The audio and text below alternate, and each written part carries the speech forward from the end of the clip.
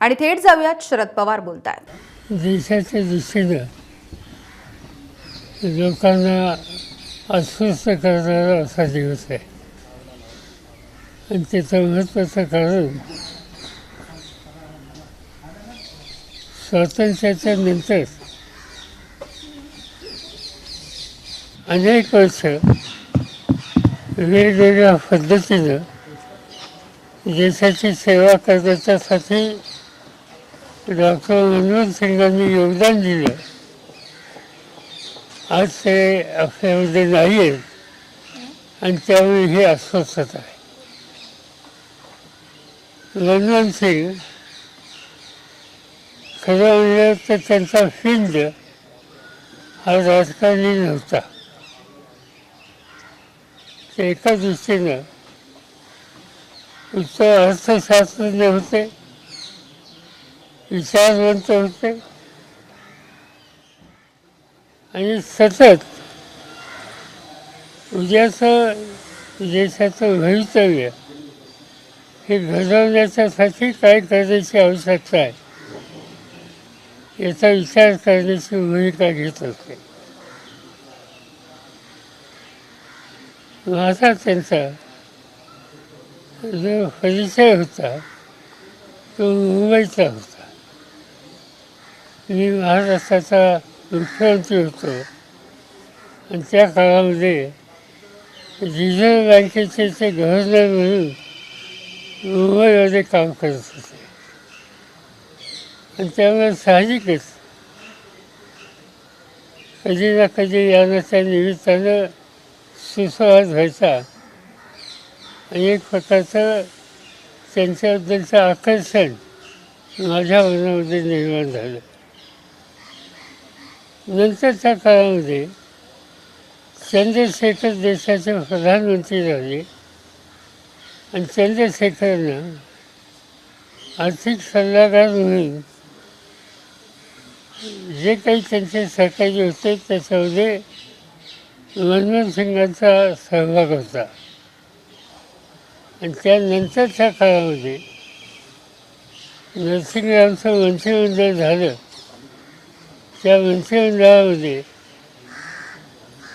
ते अर्थ खात्याचे मंत्री होते आणि माझ्याकडे संरक्षण खातं होतं. आणि विशेषतः प्राईम मिनिस्टरच्या अध्यक्षतेखाली मंत्रिमंडळाच्या एक दोन कमिट्या असायच्या. Committee for political affairs, committee for foreign affairs, याच्यामध्ये तेही होते मी होतो. आणि त्याच्यामध्ये या सगळ्या प्रश्नावर त्यांची स्वच्छ निर्भीड मतं ऐकायची संधी आम्हाला लोकांना मिळत असते. ते मितभाषणी होते पण आपल्या भूमिकेची अतिशय पक्की होती. नंतर देशाचा प्रधानमंत्री पदाची जबाबदारी त्यांच्याकडे आल्याच्या नंतर त्या 10 वर्षामध्ये देशाच्या विशेषतः अर्थव्यवस्थेला एक दिशा द्यायचं काम त्यांनी केलं. इतका संकटाचा तो काळ होता की देशाची आर्थिक अवस्था ही अतिशय अस्वस्थ होती. ती सावरायची ही प्रक्रिया नरसिंगरावांच्या काळामध्ये त्यांनी सुरू केली आणि स्वतः प्रधानमंत्री झाल्याच्या नंतर त्याला अधिक भरीव अशा प्रकारचे निर्णय घेऊन त्यांनी त्या संकटातून देशाला बाहेर काढलं. त्यांच्या या 10 वर्षाच्या कालखंडामध्ये अनेक निर्णय असे होते. उदाहरणार्थ राईट ऑफ इन्फॉर्मेशन, या देशाच्या नागरिकाचा शासकीय निर्णयाच्या संबंधीचा माहिती घ्यायचा अधिकार हा आहे. किंवा रोजगार हमीसारखा निर्णय असेल, असे 9-10 महत्त्वाचे निर्णय त्यांच्या काळामध्ये त्यांनी घेतले आणि संपूर्ण देशाला एका वेगळ्या दिशेला न्यायचा प्रयत्न केला. आंतरराष्ट्रीय पातळीवरसुद्धा त्यांची प्रतिष्ठा उंची होती आणि अशा एका कर्तृत्वान स्वच्छ चारित्र्य संपन्न भारतमातेच्या सुपुत्राला आज देश मुकलेला आहे. मी माझ्या वतीनं त्यांचं जुनं सहकारी या नात्यानं माझ्या पक्षाच्या वतीनं त्यांच्या कुटुंबियांना हा दुःखाचा धक्का सहन करण्याची शक्ती परमेश्वर देव अशाच प्रकारची अपेक्षा करतो आणि श्रद्धांजली करतो. आज का दिन देश के लिए एक दुखदायक ऐसा दिन है. कई साल देश की सेवा जिन्होंने सच्चाई से की, ऐसे भारत माता के एक सुपुत्र डॉक्टर मनमोहन सिंह आज हमें रहे नहीं. उनकी पूरी जिंदगी देशवासियों को एक अच्छे डायरेक्शन पर लेने के लिए उन्होंने बिताई थी. व्यक्तिगत मेरा उनका रिश्ता मुंबई से था और उसी समय महाराष्ट्र के मुख्यमंत्री की जिम्मेदारी जब मेरे पास थी तब रिजर्व बैंक के गवर्नर के नाते से मनमोहन सिंह यहाँ काम करते थे. तो कई बार मुलाकात भी होती थी.